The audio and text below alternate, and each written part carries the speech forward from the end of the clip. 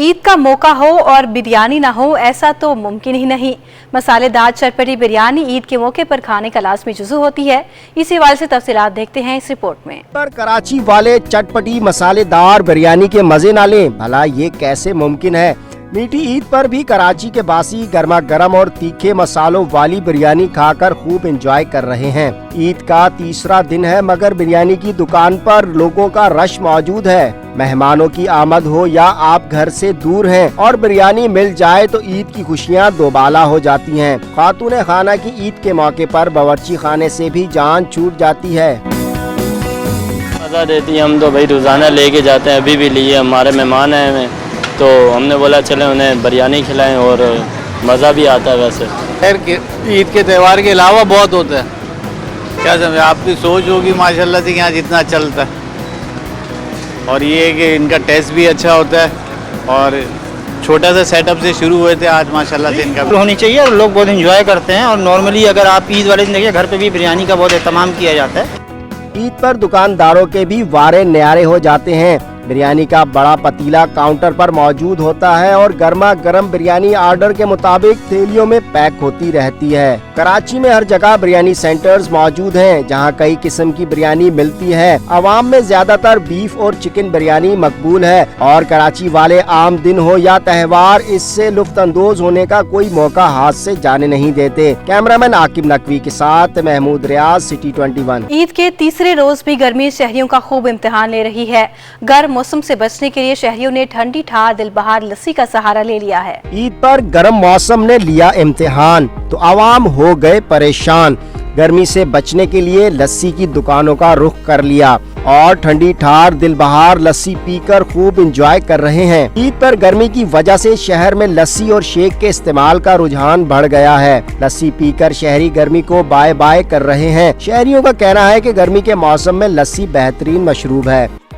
लस्सी ठंडी होती है, इस वजह से पी रहे हैं। बहुत मज़ा आ रहा है लस्सी पीने से। गर्मी की जो है ना जो ख़त्म कर देती है लस्सी। तकरीबन गर्मी में ज़्यादातर लस्सी होनी चाहिए जी। लस्सी बहुत ज़रूरी है, सेहत के लिए भी अच्छी होती है। कराची है, यहाँ पे तो गर्मी बहुत है, लस्सी नहीं पियेंगे तो क्या करेंगे। कराची में गर्मी तो कम करनी है ना, गर्मी कम करने का यही तरीका है, लस्सी पिएं और चिल मारें। प्योर दही की लस्सी बनती है, मशरूबात में तो फ्लेवर होता है तो ज़्यादा लोग जो है लस्सी ही पसंद करते हैं। बेसिकली हम भी तो हैं गांव के लोग, तो हम तो ज़्यादा ही लस्सी पसंद करते हैं। ठंडी ठार लस्सी जहां जिस्म को गर्मी से बचाने का बेहतरीन जरिया है तो वहीं मुनफरिद मशरूब भी है जिसे पीकर हर कोई लुत्फ उठाता है। कैमरामैन शाहजेब के साथ बसीम इफ्तिखार, सिटी 21। ईद उल फितर के तीसरे रोज सैरो तफरी के बाद शहरियों ने आइसक्रीम पार्लर्स का रुख कर लिया। बच्चे बड़े सभी गर्म मौसम में ठंडी ठंडी आइसक्रीम से लुत्फअंदोज हो रहे हैं। इसी हवाले से तफसीलात जान लेते हैं हमारे नुमाइंदे इरफान अब्बासी से। इरफान, बताइएगा कि किस किस्म का रश देखने को मिल रहा है। हाँ जी, बिल्कुल ईद उल फितर का तीसरा रोज़ है। शहरियों की बड़ी तादाद घरों से निकली है, बिरयानी से भी इंजॉय किया है, बारबेक्यूज भी खाई और उसके बाद अब जो आइसक्रीम है उसका मरहला शुरू हो चुका है। लोगों की बड़ी तादाद मुख्तलिफ आइसक्रीम पार्लर पर पहुँच रही है। मैं इस वक्त मौजूद हूँ यहाँ एक आइसक्रीम पार्लर के अंदर और यहाँ अल्पाइन के ऊपर मौजूद हूँ और यहाँ मोहसिन साहब से बात करूँगा। सर, ये बताइएगा कैसा रश है और ईद के मौके पर लोगों का कितना जो है वो देखा जा रहा है लोगों की? सर माशाल्लाह लॉकडाउन के बाद बड़ा अच्छा काम है और बड़ा ही लोग जो है ना वो एंजॉय करने के लिए निकले में, और आज तीसरा दिन हो गया ईद का और अल्हम्दुलिल्लाह बहुत ज़्यादा अच्छा काम है और बहुत लोग एंजॉय कर रहे हैं। अच्छा, ये भी बताइएगा कि जो ईद के 3 रोज़ के दौरान जैसे अभी आपने बताया लॉकडाउन के बाद ये काफ़ी ज़्यादा रश है, तो उसमें कितना ईद के मौके पर लोगों का कितना बाहर लोग निकले अपने घरों से, कितना एंजॉय किए सवाल? जैसा कि मैंने आपको बताया ना कि पिछले 2 साल को तो कोविड की नज़र हो गए, तो इस बार गवर्नमेंट ने मौका दिया है तो काफ़ी लोगों ने एंजॉय किया और बहुत लोग निकले और बहुत ही अच्छा रिस्पॉन्स है, बहुत अच्छा रिस्पॉन्स है।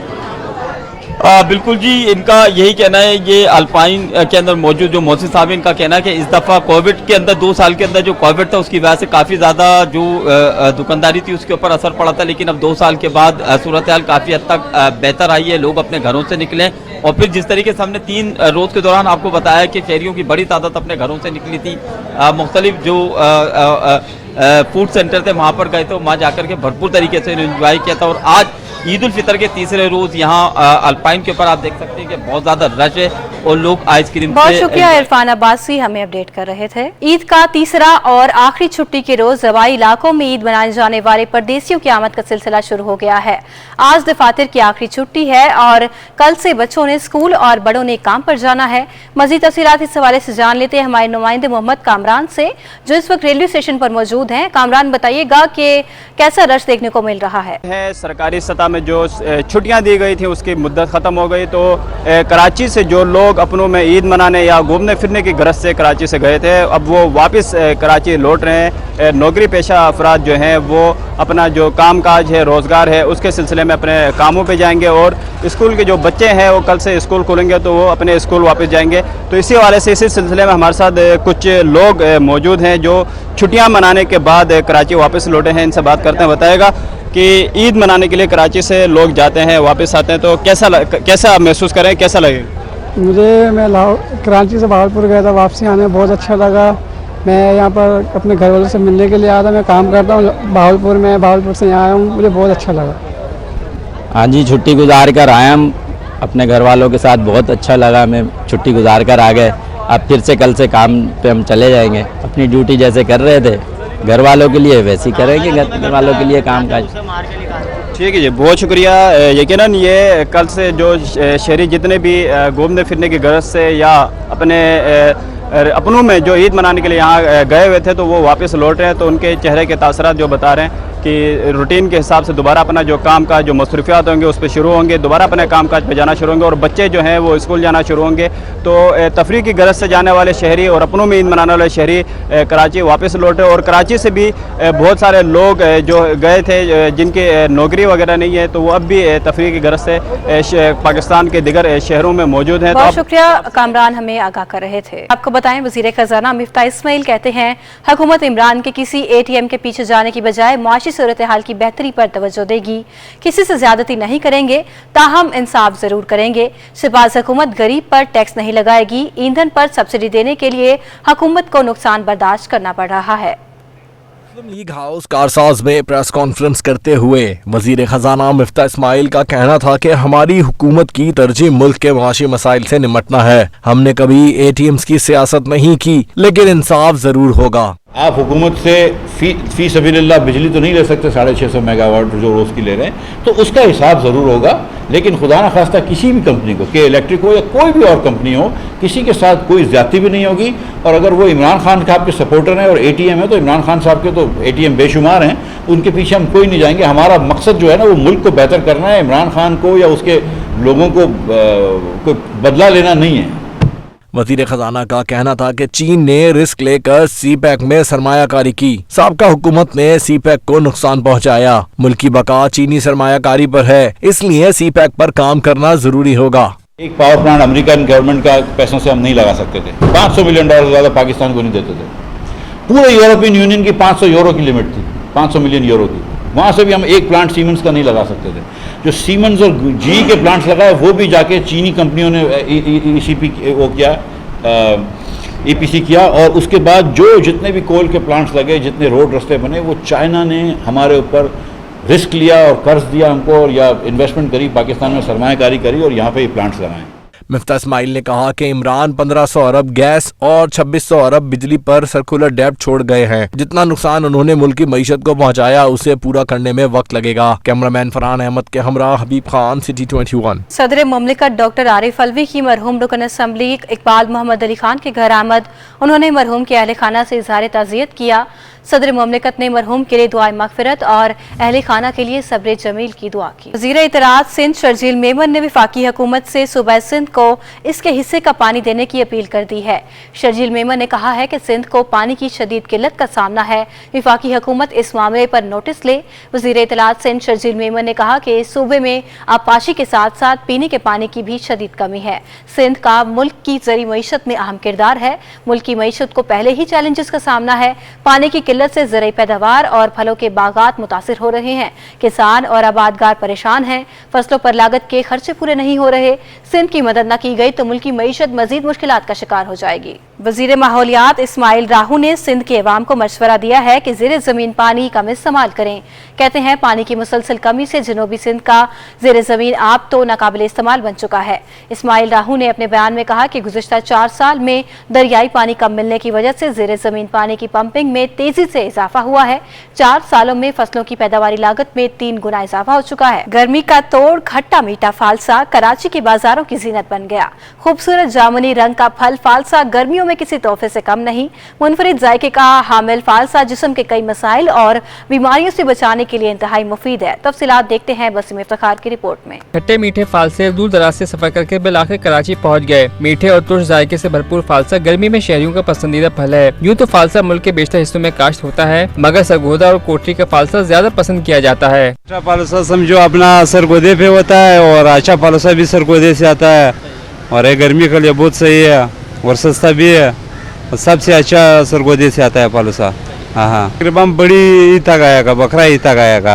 हाँ बकरा ईद तक शुरू है, फिर उसके बाद ख़त्म हो जाएगा। शहरियों का कहना है कि फालसा मैदे समेत मुख्तलिफ बीमारियों के लिए न सिर्फ मुफीद है बल्कि इफ्तार में शरबत के तौर पर भी इस्तेमाल किया जाता है। गर्मी में तो इतना ठंडा है, मैदे को तो इतना ठंडा रखता है कि खाओ तो बस क्या बात है। जिगर को ठंडा रखता है, अच्छा लगता है, बहुत अच्छी चीज़ है। उसका शरबत पियो तो लाजवाब है फालसा में। तिब्बी मैगजीन के मुताबिक फालसा विटामिन सी, कैल्शियम, फास्फोरस और फाइबर से भरपूर होता है। फालसे की सरकारी कीमत फी किलो 223 रुपए है। ताम शहर में फालसा 250 रुपए फी किलो में दस्तयाब है। कैमरामैन फरहान अहमद के हमरा वसीम इफ्तिखार, सिटी 21 न्यूज। कबूतर शहर कायद में बेशतर मकामात पर कायम चौराहों और चरंगियों की खूबसूरती में इजाफा कर रहे हैं। यही कबूतर बहुत से अफराद के रोजगार का जरिया भी बन रहे हैं। खसूसी रिपोर्ट देखते हैं आदिया नाज की। यह है कराची की मशहूर कबूतर चौरंगी, जहां रोजाना सैकड़ों शहरी कबूतरों को दाना डालने और हजारों कबूतर दाना चुगने आते हैं। हवा में पंख फैलाए फजा में बुलंद होते ये कबूतर इंतहाई दिलकश नजारा पेश करते हैं। मगर अब तो कराची की बेशतर चौरंगियां और चौराहों पर हमें कमोबेश यही मनाजर देखने को मिलते हैं। सदका खैरात देने में कराची वालों का कोई सानी नहीं। शहरियों में अब परिंदों को दाना सदका करने का रुझान भी तेजी से बढ़ रहा है। शहर की बेशतर चौरंगियां कबूतरों से भरी नजर आती हैं। उनके नाम भी तब्दील होकर कबूतर चौरंगी पड़ चुके हैं। लोगों की बड़ी तादाद घरों से रोजगार या काम पर रवाना होते वक्त इन परिंदों को दाना डालकर निकलती है। हर चीज की जो है रिजक लिख देता है। जब रिजक लिख देता है तो हम आते हैं, बस यहाँ दाना डाल देते हैं, तो इनके नसीब में रिजक होता है। जिसके अल्लाह का हुक्म होता है वही यहाँ के दाना डालेगा। कम से कम थोड़ा बहुत सदका किसी भी मद में, जैसे आप कबूतर को दे दे या किसी चील कौवे को या कोई भी किसी को खाना खिला दे, ये करना चाहिए। इसमें ये कॉन्सेप्ट है, अगर हम इनको दाना डालेंगे तो हमारे घर में बरकत आएगी और जो इनको भी खाना मिल जाएगा। ये वो उड़ते रहते हैं और इनको खाना पानी कहीं पे भी नहीं मिलता। शहर भर में 100 से ज्यादा मुकामात पर कबूतरों को दाना डालने वालों ने अपने स्टॉल लगा रखे हैं। यानी ये कबूतर बहुत से लोगों के रोजगार का जरिया भी बन रहे हैं। जबकि लोगों का ये मानना है कि इन कबूतरों को दाना डालने से उन पर आई मुसीबतें और आफतें टल जाती हैं।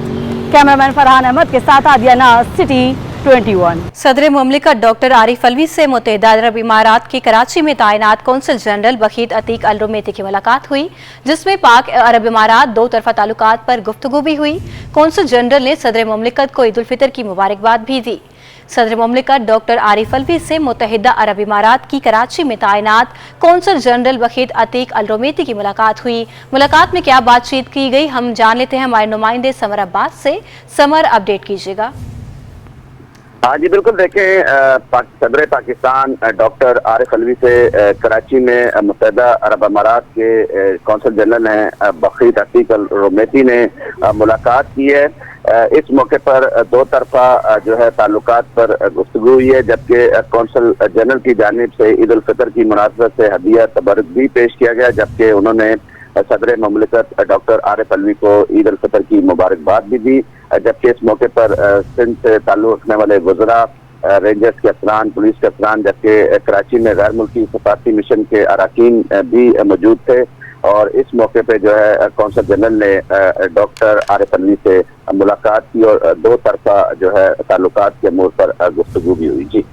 जी बहुत शुक्रिया समर अब्बास, हमें अपडेट कर रहे थे। Welcome back. State bank of Pakistan ने डॉक्टर रजा बाकिर को गवर्नर स्टेट बैंक के तौर पर अपनी मुद्दत पूरी करने पर खिराज तहसीन पेश किया है।